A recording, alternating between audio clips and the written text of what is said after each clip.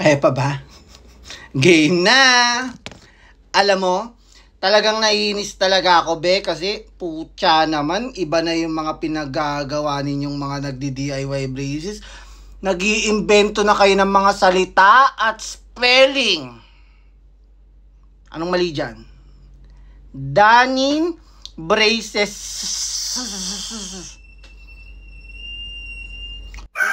Linural mo na yung braces. Nag-add ka pa ng S. Diba? Kaya ako nang gagalaiti. Kasi nag-iimbento na sila ng mga salita eh. Ina eh. Ano ba mali dyan? Ha? Open 8 a.m. to 5 a.m.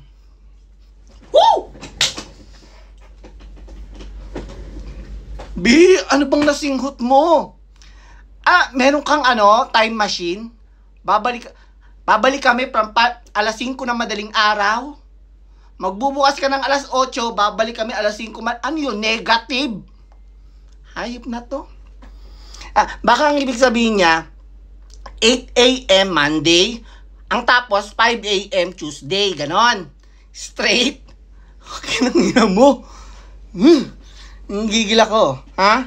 Tigil. Pwede ba kung sino naman nakakilala dito sa Danin Braces, taga Iligan, send nyo nga sa akin yung profile, niyan. Please. Nagmamakaawa ako. Northern Mindanao. Please lang. Naip na to. Iligan Braces. Iligan Braces. Guys, kung gusto nyo, you're questioning about the legitimacy ng braces, wala yung mga pinapangalanan ha. Peke yan. Leia's Braces, Rose Braces, DIY Braces, Doc Mikey's Braces. Ay, peke din niya sa akin. Lahat yan. Yung pangalan, tapos may braces, lahat peke. Walang ganon. Abnormal. Tsaka yung mga braces installer, walang ganon.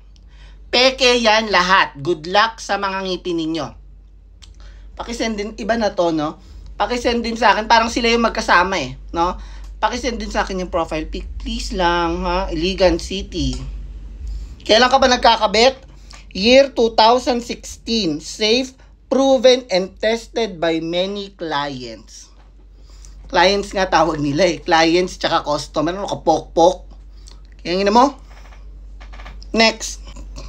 Tingnan mo, tanawa jud. Morning, sa mga client na ako na walay adjust, please, magpa-adjust na mo. Kung di mo gusto maguba, maguba ang inyong tip or ma-disalign, labaw na tong lalo na yung naka-chain rubber at mga 8 brackets niya. Yung pagsasabi niya, yung always reminding you, nakita ko yan, lagi-lagi niya pinopost.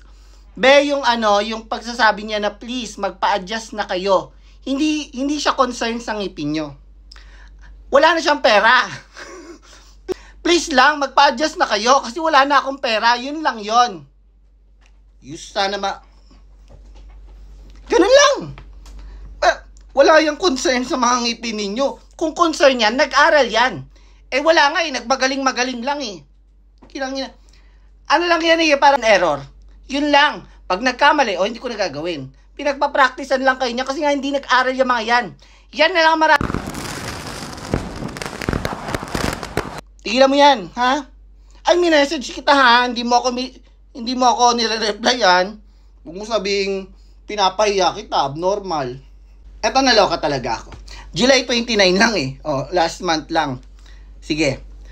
For those who can bring a friend, nga, magpataod, up and down, magpakabit, will be free on adjust. Ayan na. May mga na sila, may mga marketing strategy na. Kung sino ang bring a friend, free adjustment. Daling ko lola ko. 8 years old. Ha, magpapakabit, libre ako adjust? Brace ako. Libre ako? Ha? Paano mo ma-assess yung lola ko? Kakabitan mo rin lola ko, pustiso yun? Syunga. Alam mo, bait-bait kong tao talaga. Dahil sa inyo, nagiging maldita ako. Lord, pasensya na ha. Sorry po. Ito kasi, transferee. Parang school, no? Transferee. Nagalit siya. Sabi niya, naka-half wire lang siya. Wrong. Wrong daw, naka-half wire. Naka-size 12 lang yung wire niya. Ng chain rubber. Transferee. Wrong daw yon. Wrong. Sa mga installer na kagaya ng nag-adjust sa kanya, nagpapangaral na siya ha. Hoy, eto na ha, mga putang ina ninyo. Mga peke naman kayo, nagbabardagulan pa kayo. Ulul! Sabi sa matitinong installer, pakiayos ang trabaho. Sa akin to ha. Gusto ko siyang makilala kahit puntahan ko. Please lang. Nadamay matitinong braces installers. You know guys, no? Ganito ang kaibahan. This is illegal practice kasi wala silang lisensya. Sa amin ng mga lisensya, kung may mga gantong klaseng bagay, ha, kunyari, dahil sa bunot, no? Mga surgical complications, things like those. Tapos sa amin nagpunta, it's malpractice. Ha? Kung gusto yun ang pagkakaiba, ha? Illegal practice is wala kang lisensya.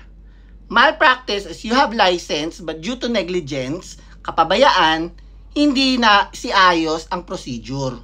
Naintindihan?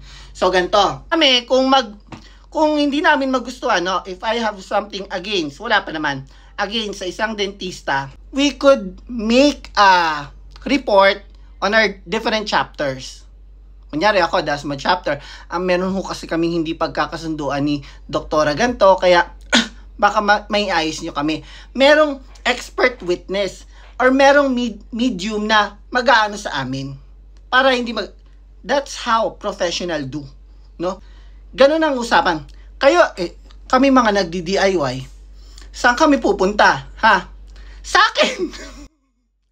Putang ina, ako ang i-message ninyo, ha? Kung ayaw mo sa kapwa installer mong buwa ka ng ina ka, dahil mali ang pagkakabit niya, tawagin mo, i-message mo ko pag uumpugin ko kayo. Ha? Ako tawagin nyo. Ako ang magiging justice ninyo. Dahil wala naman kayong wala kayong mga ganyan-ganyan, mga chapter. Sinong organisasyon ang hawak sa inyo? Si Satanas? Normal. Ha? Please lang. Kung sino man, illegal braces and Danny's braces. Hoy! Gusto ko kayong makilala. Ha? I'd like to meet you someday.